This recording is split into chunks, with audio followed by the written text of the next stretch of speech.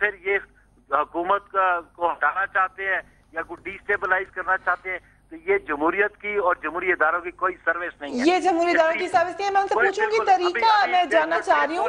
They should wait for it. और अगर ये समझते हैं, देखा जी, इस मुल्क की बदकिस्मती रही, इन जैसे पॉलिटिशियंस ने इस पॉलिटिकल प्रोसेस को चलने नहीं दिया। जब तक कंटिन्यूटी नहीं आएगी इस मुल्क में, आवाम को ये मौका नहीं मिलेगा, कंटिन्यूटी नहीं होगी इस प्रोसेस में, कोई चीज निखर के सामने नहीं आएगी। ठीक है, मैं आपकी कंटिन्यूटी को बढ़ाने वाली आपके साथ अमीर मकाम साहब वो कुछ कहना चाह रहे हैं, उनकी बात सुनना चाह रही हूँ।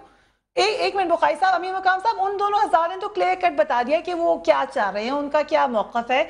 आप लोगों का इससे क्या मौकफ है, आपकी पार्टी का? आपने भी आके कुछ एक दो बातें की कि जो चाहते थे वजारत उनसे बात करो। आज एक और आपके हैं बड़े सीनियर लीडर एमक्यू, आपकी ही पार्टी के, काफ के, उन्होंने भी मुझे कह दिया कि जी मैं तो बिल्कुल इस बारे में बोलना नहीं चाहता, वजारत में भी बैठे हुए हैं मगर पार्टी को भी सपोर्ट करना नहीं चाहते। आपकी पार्टी कहाँ खड़ी हुई है इस वक्त? नहीं, मैं तो अपनी बात करता हूँ, और वो तो आपको पता भी है कि मेरा जाती स्टांस क्या है या मेरे सूबे की पार्टी का स्टांस क्या है, वो तो आप सबके सामने है। इसलिए मैंने मंच से रिजाइन भी कर दिया है, और आपको पता है, और मंच से छोड़ भी दिए।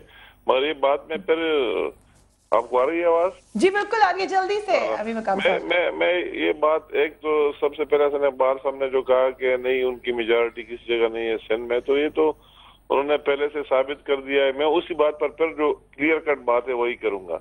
जो उन्होंने पहले भी साबित किया है कि उसके 125 मेंबरान है कौमी असम्बली में, और आप देख ले रूल भी कर रहे हैं, और आप देख ले कि प्रेसिडेंट साहब 2/3 मेजॉरिटी से हजारी साहब बन गया, और प्रीवियस सेनेट की इलेक्शन भी हमारे सामने, उसके रिजल्ट भी सामने है। वो जो भी है गवर्नर अपनी जगह वो जिस तरह करा रहा है, और उसी चीज में डील शील में आप देखें कि सिंध में उसके खिलाफ एक वोट भी नहीं डाली गई, हालांकि लेकिन ऐसे इकबाल साहब लास्ट बात तो क्लियर कट है, प्लीज मुझे कंप्लीट करने दें।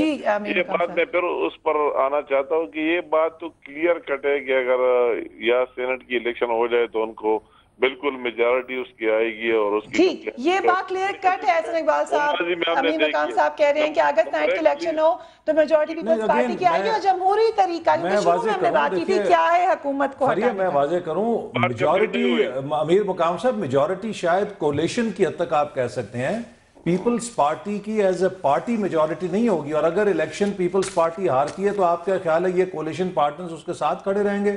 लेकिन इससे कतई नजर मैं एक बात जो और करना चाहता हूं, जो हमारे लिए कंसर्न है वो ये है कि इस वक्त मुल्क की इकोनॉमी जिस स्पीड के साथ सिंक कर रही है, पाकिस्तान के करोड़ों नौजवानों का मुस्तकबिल एट स्टेक है। देखिए जो बेरोजगारी की शरह है, जो हमारी ग्रोथ रेट 2.5% है, हम इन करोड़ों नौजवानों को रोजगार कहां से देंगे? अगर हमने मईशत को इसी तरह डूबते हुए छोड़ दिया तो फिर पाकिस्तान के अंदर शिद्दत पसंदी, इंतहा पसंदी जोर पकड़ेगी। गुर्बत के साथ बात करें ना ऐसे इकबाल साहब, ये इसलिए बहुत अहम है कि मेरे सेकंड सेगमेंट में जो मैं नौजवानों के साथ करना यही बात करनी है। अमीर मकाम साहब, I will take you again this week some time, और इससे हम मजीद बहस करेंगे। मगर सवाल ये है कि जो आइंदा आने वाले दिनों में तहरीकें हैं वो कहां तक जाकर एंड करेंगी, उसका मंतकी इंजाम क्या होगा, ये हमें आइंदा आने वाले दिनों में पता चलेगा। फिलहाल के लिए आज के लिए इतना ही, मगर आने के बाद हम आपकी मुलाकात कराएंगे कुछ ऐसे नौजवानों से जो इस वक्त पाकिस्तान से बहुत नाखुश हैं। Keep watching News beat.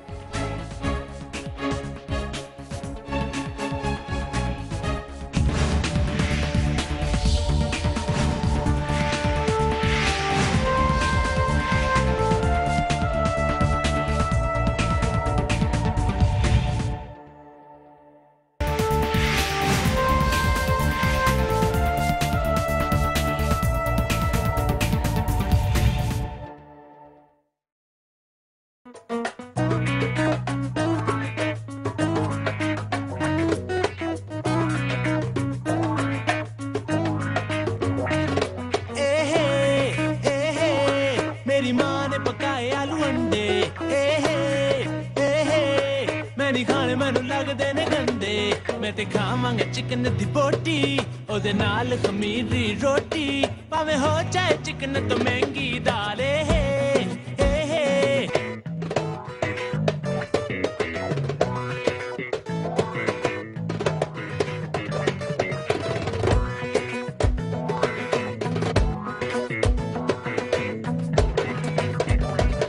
Chit चीनी भी विकदी ब्लैक, नथे अंदरों ही होंदे अटैक, जिवें मर्जी पका लो रोटी ओ तवे तो रहंदी है छोटी जिथे चुन चुन मारन डाकू उत्थे पुलिस दी चोरी नूं फड़दा ही कोई नहीं।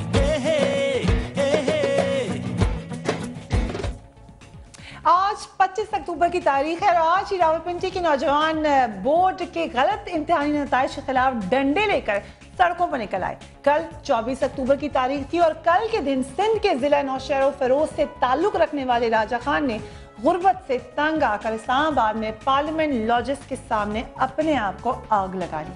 22 अक्टूबर को पंजाब के कई शहरों में नौजवान तलबा और तालिबात ने बोर्ड के गलत नताइज के खिलाफ एहतजाज किया और इस एहतजाज में नौजवानों का फ्रस्ट्रेशन और गुस्सा अपने अरूज पर था। उन्होंने सरकारी इमारतों में तोड़ फोड़ की और उन्हें आग लगा दी। साफ जाहिर हो रहा था नाजरीन के ये गुस्सा सिर्फ गलत इम्तिहानी नताइज के खिलाफ नहीं था बल्कि मुल्क के अंदर चलने वाले सारे निज़ाम के ही खिलाफ था। लगता है कि पाकिस्तान के नौजवानों के अंदर ही अंदर इस सारे निज़ाम के खिलाफ एक लावा सा पकना शुरू हो चुका है। आपने पाकिस्तान में कई दफ़ा गैरत ब्रिगेड का नाम तो सुना होगा, लेकिन गुज़िश्ता चंद रोज से पाकिस्तान में एक और मैदान अमल में है जिसका नाम है बेगैरत ब्रिगेड। सॉरी, ये मेरा यूज़ किया हुआ लफ्ज़ नहीं है। इस बेगैरत ब्रिगेड ने नौजवान तबके की नुमाइंदगी करते हुए एक गाना गाया जिसे देखते ही देखते पूरे मुल्क में मकबूलियत हासिल कर ली। एक बैंड का नाम है और अब तक YouTube पर इस गाने को, जिसका क्लिप आपने अभी देखा, 2 लाख से ज्यादा अफराद देख चुके हैं। ये गाना जहां नौजवान तबके के मौजूदा निज़ाम से मायूसी को जाहिर करता है, वहीं उसमें मौजूद सियासी सूरत हाल पर भी सख्त तनकीद की गई है। इसी बैंड को, जिसका नाम है बेगैरत ब्रिगेड, जो कि नौजवान तबके की नुमाइंदगी कर रहे हैं। A very warm welcome to Ali Aftab जो कि सिंगर हैं, दानियाल मलिक गिटारिस्ट हैं एंड हमजा मलिक साहब जो कि इस बैंड के तमाम मेंबर्स हैं। Very warm welcome to all of you young man. और हमारे साथ अली अजमत साहब भी हमें ज्वाइन करें, किसी तारीफ के मोहताज नहीं है, ना सिर्फ एक बड़े रिनाउंड सिंगर हैं मगर उसके साथ साथ वो बहुत सा वोकल हैं मुल्की मामलात के बारे में या सोसाइटी एलिमेंट्स के बारे में। मुझे सबसे पहले आप बताइएगा अली, जो आपके गाने में, बल्कि आप तीनों ज्वाइन कर सकते हो इस कॉन्वर्सेशन में, आपने अपोजिशन रहनुमाओं इमरान खान, नवाज शरीफ, उनके भाई वज़ीर आला शहबाज शरीफ, चीफ जस्टिस के खिलाफ भी बोल दिया, पीपल्स पार्टी के खिलाफ भी बोल दिया, मतलब किसी को छोड़ा नहीं है आपने। इतना गुस्सा? एक तो ये मायूसी बिल्कुल नहीं है, ये बड़ा पॉजिटिव कदम है, इसको आप मायूस मत लें। और हम लोग बहुत ऑप्टिमिस्ट हैं और ये बिल्कुल फ्रस्ट्रेशन भी नहीं है। We are good observers with some weight. It's basically कि आगे जो आपको लग रहा है कि इट्स अ पॉलिटिकल सैटायर जिसमें हमने कुछ पॉलिटिशियंस को टारगेट किया है, तो शायद हमारे हिसाब से we have just highlighted the anti-democratic acts which are happening in our country। और आई थिंक जितना भी हमारे गाने में इस तरह का कंटेंट है उसका फोकस इस चीज़ पे ज़्यादा है कि वो ये तमाम चीज़ें जो एंटी पॉलिटिकल हैं और एंटी डेमोक्रेटिक हैं और फिर भी नेशनल अटेंशन लेती हैं, तो इनकी बजाय जो चीज़ डेमोक्रेटिक है वो कैसे अमल में आएगी। इसके बजाय किसको आप डेमोक्रेटिक अमल समझते हो? क्योंकि अभी जो लोग ट्राइड एंड टेस्टेड नहीं है, आपने तो उनको भी बुरा कहा है। हमजा, अगर आप नहीं अच्छा देखें, एक तो हमने कोई एक चीज भी ऐसी नहीं कही जो कि वी आर नॉट इंटेलेक्चुअल्स समझा भी ना जाए और हम बनना भी नहीं चाहते।